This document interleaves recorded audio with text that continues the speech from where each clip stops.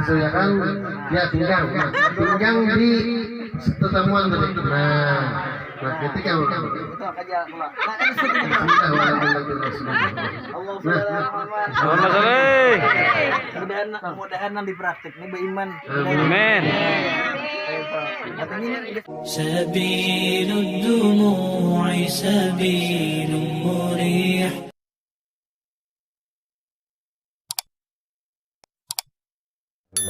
لا هو الحي القيوم وأتوب إليه لا حول ولا قوة إلا بالله العلي العظيم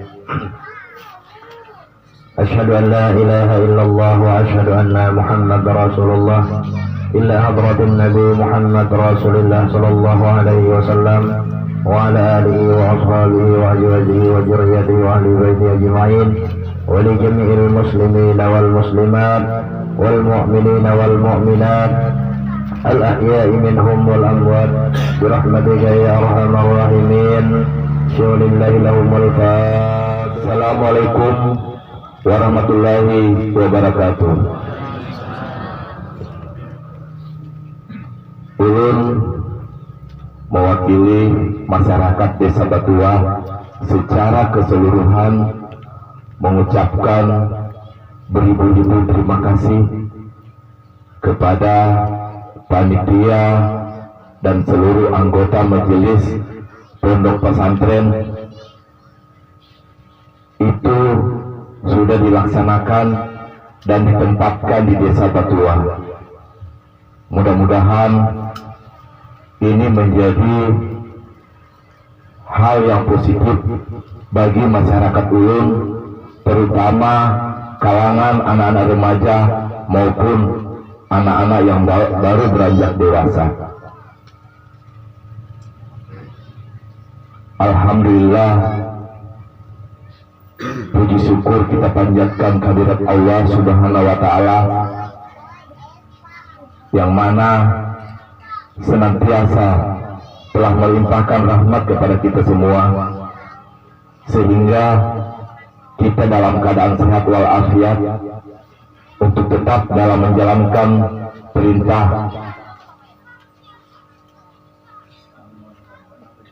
dan tak lupa pula kita mengucapkan salawat dan salam atas junjungan Nabi besar Sallallahu Alaihi Wasallam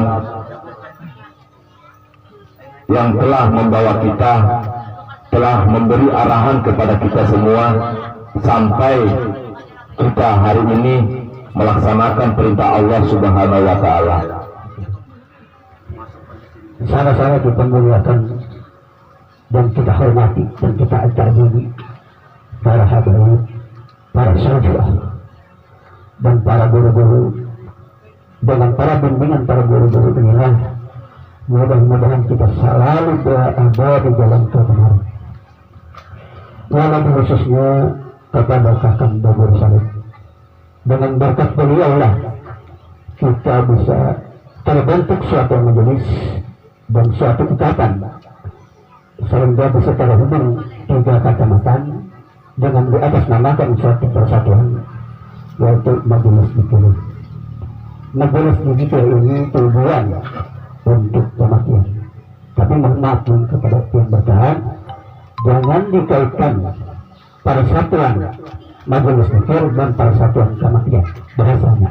Tapi mengapa bukan tujuan untuk perjelas dulu. Persatuan kematian biasanya di kampung-kampung sudah ada.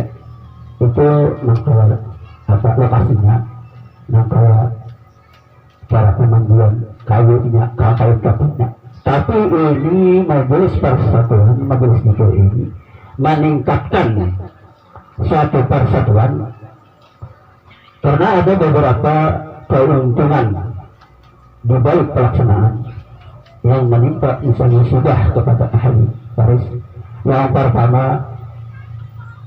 fardu kifayah itu ditangani langsung oleh para kepanitiaan. Pertama. Yang kedua, biasanya kita berzikir biasa. Sedangkan ini persatuan majelis zikir itu dikerjakan zikirnya 70.000. Nah itu. Yang ketiga, keuntungan kita berkaitan majelis zikir ini membayangkan itu tanpa diundang. orang datang. Biasanya kita kebiasaan memegang bangku dan putih. Itu pun tidak seberapa. Tapi ini terbentuk sekitar 2 bulan, drastis peningkatannya. Dan kita buktikan sudah di kampung, khususnya kampung saya.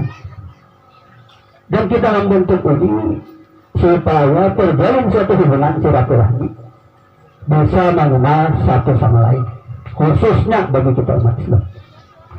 Karena kita ada suatu menurun. Tujuan membentuk ini apanya? Tujuan membentuk ini mengantisipasi sebelum aliran-aliran yang mulia daripada pemahaman kita itu tidak mudah masuk ke kampung kita. Karena kita sudah ada beberapa manamun. Kadang-kadang orang meninggal pada boleh itu dibedakannya sih. Ini aliran apa? Nah, mudah-mudahan kita terhindar pada itu. Nah, ada juga terusnya orang hendak matahari dan orang hendak meninggal dipikirkan pada dulu pikirnya. Nah, jangan sampai aliran tersebut itu masuk kalau lewat kita. Karena satu-satunya jalan mengantisipasi dengan terbentuknya suatu majelis ini agar kita bisa terarah dan satu pemahaman untuk sebuah intinya. Jadi jangan dimudah salah pahamkan. Nah, di sini berkaitan masalah waktu. Kenapa? Ya, mungkin di antara pun ada tanda-tanda. Kenapa maka pada hari Minggu? Hari Minggu itu sebenarnya aja libur berkaan, pegawai libur, karyawan libur, anak sekolah libur. Berarti ada tambahan menghadirkan terus dalam tentu. Karena kuncinya di mana? Kuncinya di hati kita masing-masing.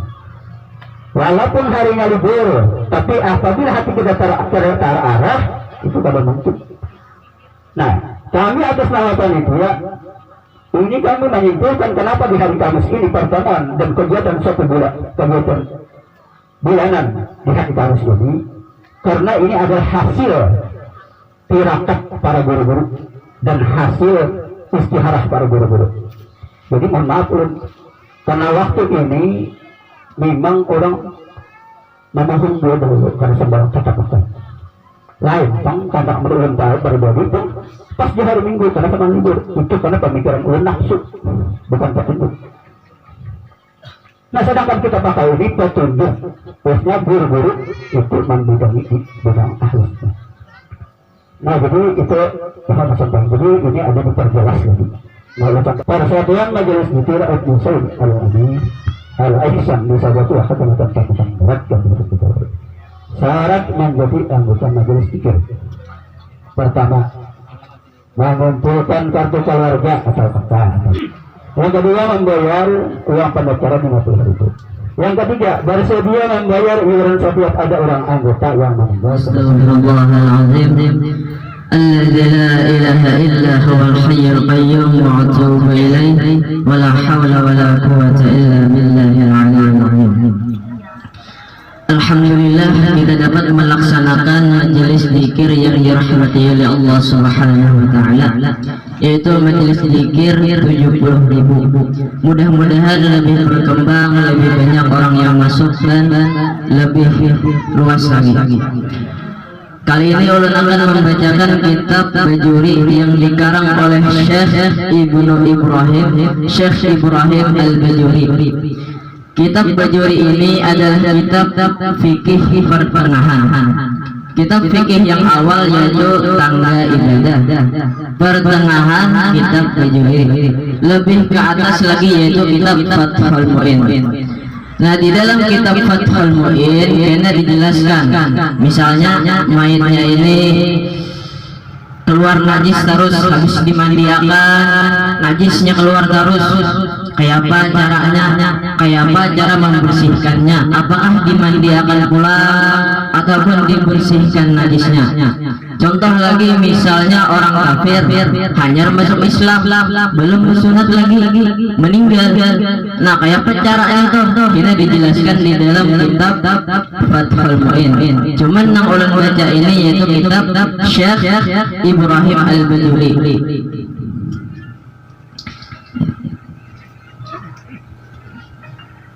Assalamualaikum warahmatullahi wabarakatuh. Bismillahirrahmanirrahim. Nawaitu ta'alim wa ta'alam wa tadhkira wa tadhkira wa nafa wal antifa wal hazan dan masuk fi kitabillah wa sunnati wa du'a ila al-huda wa dalalah ila al-khair wa ibtigha mardatihi wa qurbih wa sawabih imanan wa ihtisaban lillahi ta'ala. Wa qala al-musannif rahimahullah ta'ala.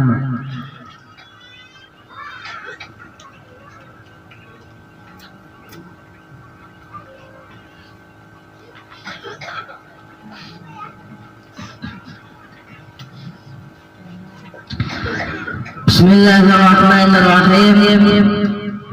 Faslun fima yata'allaqu bil maiti. Pasal pada sesuatu yang berhubungan dengan mayit.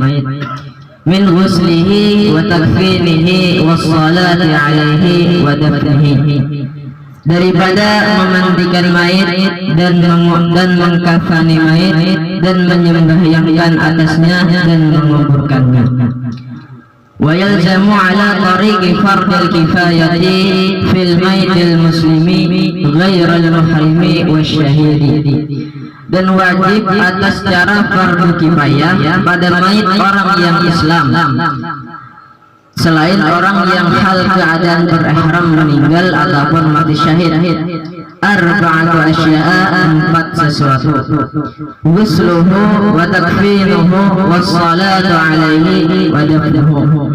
Yang pertama yaitu memandikan mayit dan mengkafani mayit dan menyembahyangkan mayit dan menguburkan mayit. Wa ammal mayitul kafiru fassalatu alaihi haramun harbiyan kana aw dhimmiyan. Dan apabila mayitnya itu orang kafir, orang yang tidak beriman kepada Allah Subhanahu wa ta'ala, maka menyembahyangkannya hukumnya haram, baik kafir harbi ataupun kafir dhimmi. Wa ammal mahrimu idza dufina fala yasiru ra'suhu wala wajhul muhramati. Dan adapun orang yang hal keadaan berihram meninggal, maka untuk laki-laki jangan ditutup kepalanya dan untuk perempuan jangan ditutup mukanya ketika mengkafani. Jadi ini adalah penjelasan tentang sesuatu yang berhubungan dengan mayat. Yang berhubungan dengan mayat itu ada 4 perkara: memandikan, mengkafan, menyembahyangkan dan menguburkannya. Ini wajib atas setiap orang yang Islam. Orang yang Islam baik laki-laki ataupun perempuan, selain orang yang mati syahid dan orang yang berihram. Dan adapun mayat seorang kafir itu kita haram menyembahyangkannya, baik ada kafirnya harbi ataupun kafirnya dhimmi. Kafir harbi itu ialah seorang kafir yang memusuhi akan agama Islam, seorang kafir yang mengganggu akan orang Islam, yang memerangi akan agama Islam, itu namanya kafir harbi. Dan kafir dhimmi ini adalah seorang kafir yang pergi ke negara Islam dan berdiam di negara itu serta membayar pajak. Jadi kafir dhimmi ini dilindungi oleh negara. Selama kafir dhimmi ini tidak mengganggu kita, kita tidak boleh mengganggunya. Kita haram membayangkannya, baik kafir harbi ataupun kafir dhimmi. Akan tetapi diperbolehkan kita memandikan, mengkafan dan menguburkan kafir dhimmi, kafir yang dalam tanggungan negara tadi, selama tidak ada orang seagamanya yang mengurusnya. Kalau ada, jangan-jangan dia lah, tarik urah. Amun kadeda aja. Jadi amun kadeda kita boleh aja memandikan, mengkafan dan menyembahyangkan. Kebanyakan teh, kurang sebiji kurang. Kelebihan. Memandikan, mengkafan dan menguburkan. Salah teh kena sesat semua. Jadi hanya boleh 3 lah. Bagi kafir zimmi, kalau kafir harbi tidak boleh. Soalnya ini memusuhkan agama Islam. Dan begitu juga orang yang murtad. Orang yang murtad tidak boleh jual kita gawe. Biar hamburok di rumahnya, Pak. Main rumah ulun juga. Sedangkan orang yang ihram ini ada 2. Orang yang ihram ketika haji ataupun ketika umrah. Keduanya sama. Apabila meninggal, waktu mengkafannya itu berbeda sedikit.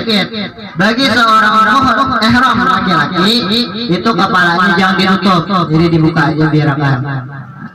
Sedangkan bagi ihram perempuan itu yang jangan ditutup, muhanya aja.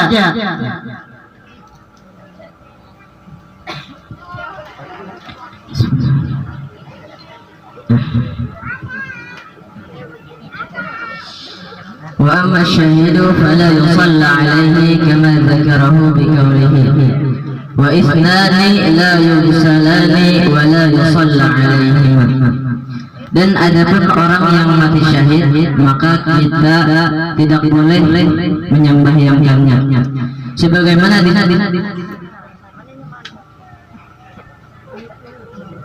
Rehal darurat. Sebagaimana disebutkan oleh musannif, disebutkan oleh pengarang, ada 2 macam yang tidak dimandikan dan tidak disembahyangkan. Ahaduhuma, salah satu daripada keduanya, asyahidu fi ma'rakatil musyrikin. Orang yang mati syahid ketika berperang melawan orang-orang musyrik.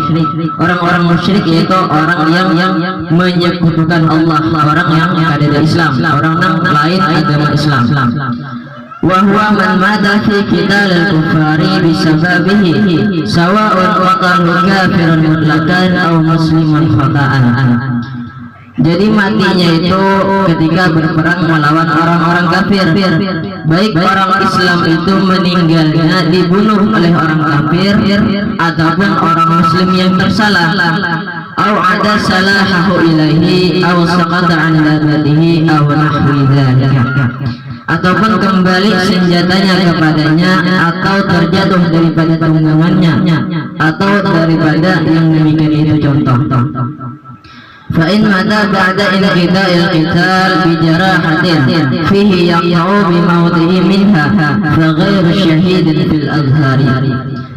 Dan orang yang mati setelah selesai berperang, untuk berperang meninggal bijarahatin dengan sebab luka meninggalnya, menurut pendapat ulama yang azhar, ulama yang masyhur, itu bukan mati syahid.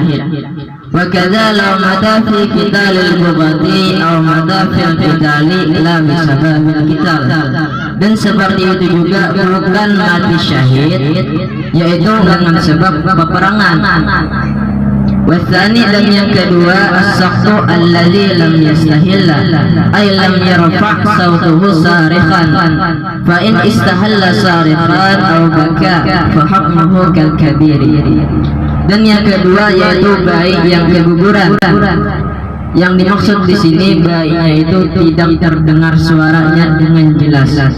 Maka apabila bayinya itu terdengar suaranya dengan jelas ataupun menangis, maka hukumnya seperti hukum orang yang dewasa. Ada pengecualian. Tadi kan untuk setiap orang Islam itu 4: memandikan, mengkafan, menyembahyangkan, dan menguburkan. 4 untuk orang Islam semuanya. 2 dikecualikan. Yang pertama adalah orang yang mati syahid. Syahidnya ini adalah syahid dunia akhirat. Sedangkan orang mati syahid itu ada 3 macam. Yang pertama orang syahid dunia. Orang mati syahid dunia itu adalah orang yang berperang dengan orang-orang kafir akan tetapi orangnya ini berperang untuk niat harta ghanimah, untuk rampasan perang, niatnya melenceng sedikit, maka ini dinamakan dengan syahid dunia. Dan adapun syahid akhirat, syahid yang kedua itu seperti orang yang mati tenggelam misalnya, orang yang mati kebakaran, ataupun orang yang mati saat melahirkan. Ini namanya syahid akhirat. Yang dimaksud dengan syahid di sini adalah orang yang mati syahid dunia akhirat. Orang yang mati berperang dengan orang-orang kafir dengan niat untuk meninggikan kalimat Allah, untuk menyebarluaskan agama Allah, baik ada matinya itu dibunuh oleh musuhnya ataupun oleh temannya sendiri secara tersalah, atau kembali senjatanya kepada dirinya, atau terjatuh dari tunggangannya misalnya. Intinya itu orang yang mati syahid dunia akhirat ini berperang dengan orang kafir dengan niat meninggikan kalimat Allah dan matinya di dalam peperangan. Kalau matinya setelah berperang, walaupun sebab matinya itu dengan luka dalam peperangan tadi misalnya, itu tidak dinamakan dengan mati syahid dunia akhirat. Seperti itu juga orang yang mati di dalam peperangan akan tetapi dengan sebab tidak berperang. Contohnya misalnya mati bakajut, belum lagi berperang, mati sudah. Ini kadang juga dinamakan dengan mati syahid. Dan yang kedua adalah bayi yang keguguran. Baik yang keguguran itu tidak diwajibkan memandikan dan mengkafannya, tidak diwajibkan memandikan dan menyembahyangkannya. Akan tetapi kita tetap boleh melakukannya, kita boleh melaksanakannya. Tidak diwajibkan aja. Jangan juga misalnya mentang-mentang gak ada diwajibkan, gak ada digawi, biarakannya misalnya bakal kuburan daerah-daerahnya, yang penting dililit pakai kapan misalnya langsung dikubur. Jangan juga, kalau benar. Jadi bayinya ini tetap boleh kita mandikan. Jadi 3 aja, mandikan, kafankan, dan kuburkan. Sedangkan orang yang syahid dunia akhirat tadi haram dia memandikannya, haram dia menyembahyangkannya, dasar diharamkan. Berbeda untuk bayi ini, apabila bayinya ketika lahir tidak bersuara. Misalnya kan waktu keguguran itu misalnya segumpal daging aja, jadi cukup pian basuh, pian kapani, langsung pian kubur.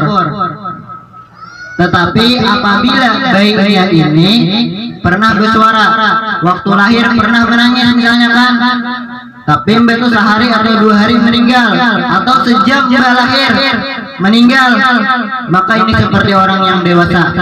Pian wajib memandikannya, wajib mengkafannya, wajib menyembahyangkannya, dan juga wajib menguburkannya. تعين الغاسل في الغسلة الأولى من غسلة الميت بسدر أو ختمي. Dan yaitu pada awal-awal basuhan disunnahkan basuhan yang pertama untuk orang yang memandikan mayit, yaitu basuhan yang pertama dengan air sabun ataupun air dedaunan yang harum. Memandikan mayat itu dengan ganjil, bilangan yang ganjil, baik sekali, 3 kali, 5 kali, atau selebihnya. Paling sedikit itu sekali, akan tetapi harus bujur-bujur lingis, harus lipatan-lipatannya itu terbasuh, misalnya lama misalnya. Itu apabila sekali. Dan sekali ini gak ada caranya lah. Pokoknya aman mandinya sekali itu harus rata seluruh badan. Akan tetapi kalau 3 kali misalnya kan, 5 kali, atau biar ragu masih 5 kali suci kan ada 7 kali, masih ragu aja 7 kali, 9 kali, 23 kali ragu masih, bawa ya bawa ke sungai, pian randam di basuhan yang ke-25. Pian randam, tapi jangan juga dilemaskan, jangan. pian randam sekiranya awaknya aja tarandam, amun muha bawa digosok, amun dilapisakan kasihan mayat. Jadi amun udah di sungai ini tinggal menggosok aja lagi pian. Ada ragu lagi dah banyu ini bersih kah kada, suci kah kada, mutan najis kah bekasnya atau mustakmal kah sudah kada, ada ragu lagi. Soalnya sungai itu air yang mutlak. Jadi pian randamnya misalnya ragu. Tapi kada juga kalau sampai 25 kali memandikan. Misalnya 3 kali cara memandikannya itu yang pertama digosok pakai banyu sabun. Jadi digosok banyu itu dicampur lawan sabun. Jangan sabunnya biar gosok sama mayatnya, jangan. Jadi banyu itu dicampur lawan sabun. Nah, kayak itu maksudnya. Jadi banyu pakai sabun tadi dan gosokkan ke mayat. Basuhan yang kedua hanya pakai banyu yang suci, banyu yang mutlak. Misalnya dari banyu bakeran ataupun dari sungai. Dari sungainya itu misalnya pakai mesin beslang, bandak di gayung misalnya ataupun di ember atau bedrum misalnya kan. Jangan biar memandikannya itu pakai drum wara atau pakai ember wara. Itu diragukan karena banyunya itu mustakmal.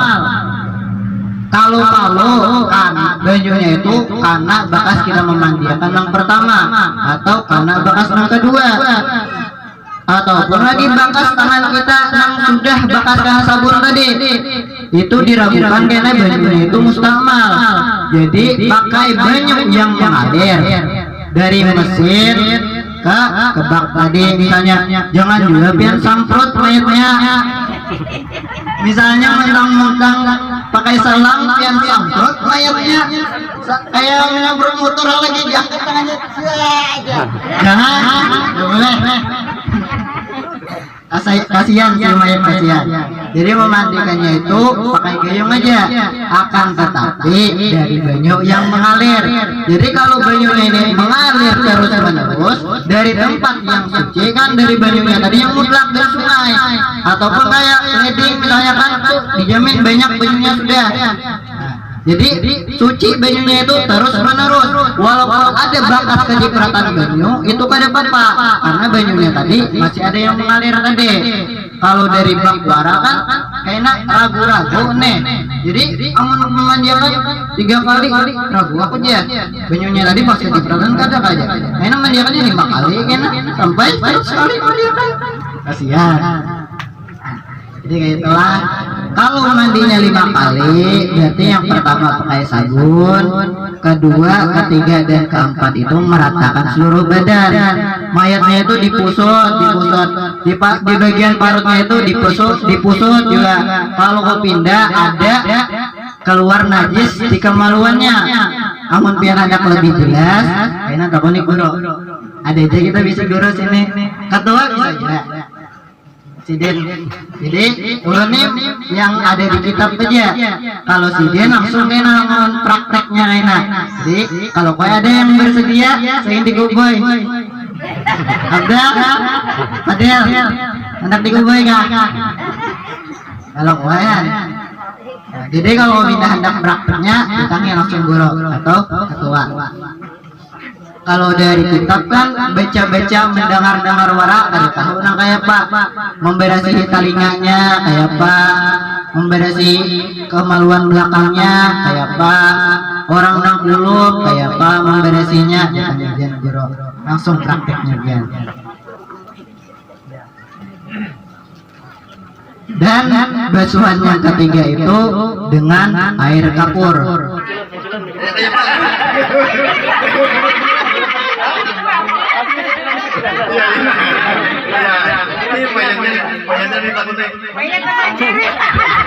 Mayat melajari kayak apa deh? Korek. Sudah. Nah, sekarang ukuran anunya. Baliknya seorang. Banyak amun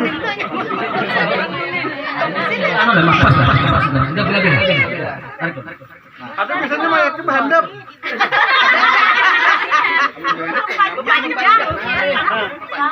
panjang mayatnya. kisah itu kan udah dihukum nyampe kan jadi handap. Pokoknya ketua jadi mayat hari ini.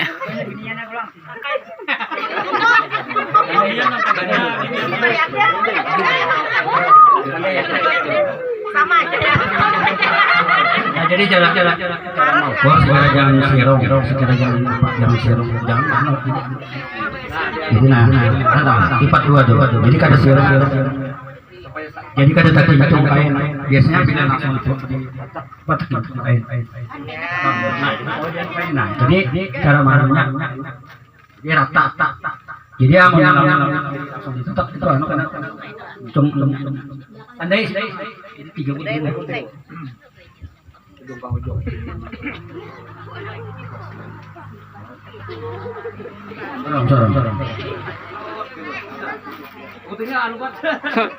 Pakai lading.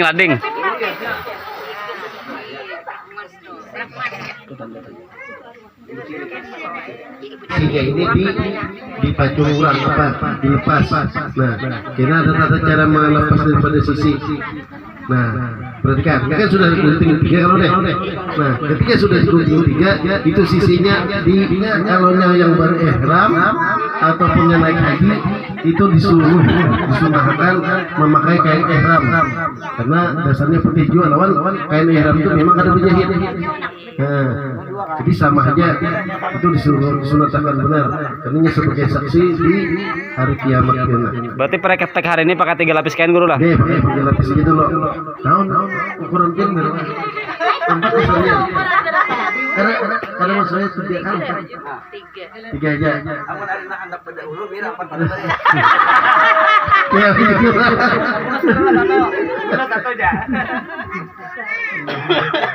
Ya, jadi 3 itu sudah dibacakan tadi di kitab kan artinya disunatkan ganjil. Allahu Akbar yuhibbul mithla. Allah Ta'ala itu ganjil sunnah. Kita mengerjakan sesuatu ganjil.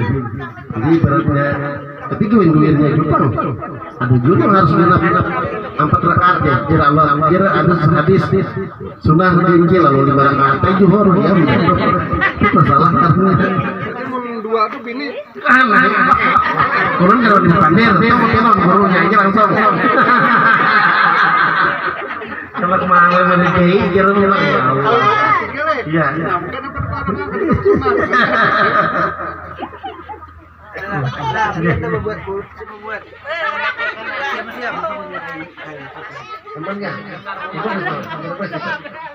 Jadi mayat. siap.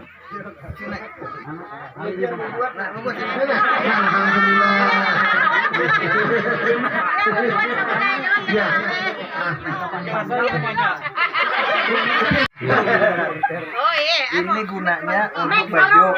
Nah, baju ini untuk tape. Kan Bapak supaya jelas ya. Itu untuk cawat. Nah, sekarang silakan mayat main.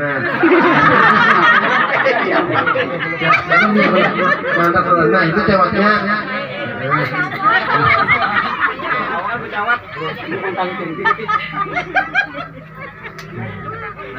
Ya Pak, tapi hati-hati menjerit jadi bakal di Nah, terus. Disesuaikan ya pinggang di pertemuan tadi. Nah, ketika itu aja pula.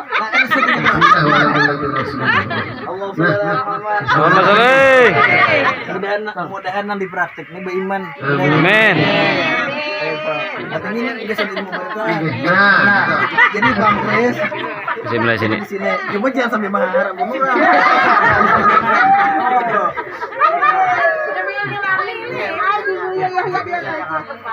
Ya, jadi baiknya menyangkawai jangan apa namanya jangan disisir, apa jangan jarak mati, jangan diseret mati, ada jarak mati, memang mati. Maksudnya cara yang benar. Ayo, dia rapatkan betul. Gue bilang Kang mayat. Nah, itu. Ganjar. Nah, itu manototnya itu baca asyhadu an la ilaha illallah wa asyhadu anna muhammadar rasulullah kanannya. Jadi kirinya asyhadu an la ilaha illallah, kanannya asyhadu anna muhammadar rasulullah. Ay, baju lagi ya. Ikaw yung manyingok ka, te. Toko. Kaya ba ito sabihin niya ka na? Sebetulnya ada dua pendapat. Amunnya sebagian kami yang kita masyhur tangannya diruriakan aja. Ini diruriakan ke bawahnya. Oke. Ada umum bagi yang itu kan waktu meninggalnya aja. Ketika sudah jadi mayat tangan itu diruriakan aja. Karena ini dimakan karena bagi yang itu. Jadi kurang ini kapas. Kapas. Kapas mana? Jadi kapas itu dikanjel di hidung.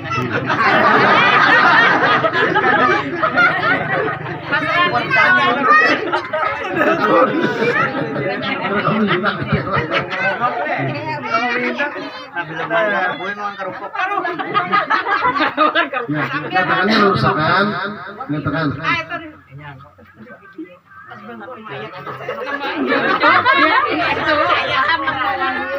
Ya, nah itu yang pertama. Nah, ketika malu kain tadi bacanya asyhadu. Cuma ini lah jadi tukang dulu beneran dulu.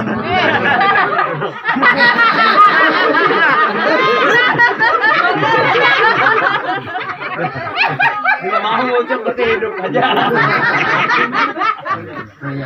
Jadi gini dong, ya. Beneran apa yang ada di nah, praktik aja dong. Yang utamakan berarti harus kencang. Harus kencang. Karena punya kencang sana tersisit kenapa waktu membungkus kepalanya, itu kena ngalih. Anu kandur, dikencangin. Jadi kisahnya kayak anu lah kain to kayaknya. Enggak kayak kiam kepala. Pejang jadi mayat giliran.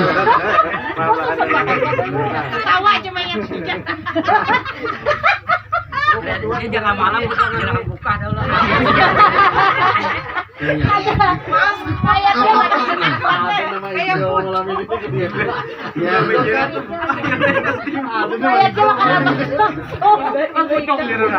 Artinya mudah-mudahan yang hadir kita di sini berdataan mati dalam keadaan husnul khotimah. Amin. Jadi tidak posisinya, nah makanya kita disuruh melebih itu supaya nyaman menjerat.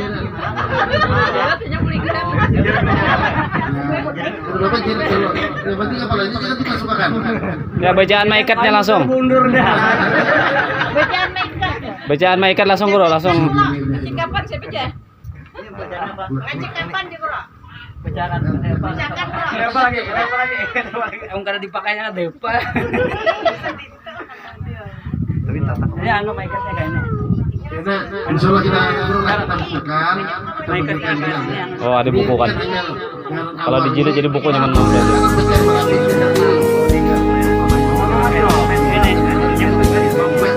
Nah, jadi kenapa gunanya talinya di sebelah kiri?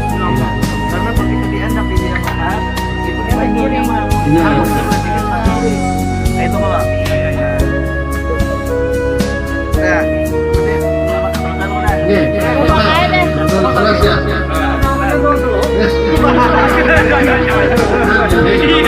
Macam-macam aja kawan.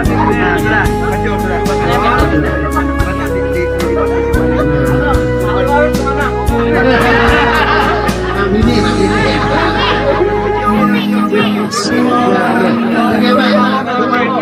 Salamun alaik ya Rofi Asyani wa daroji atfatayaji rotal alami ya uhailal ju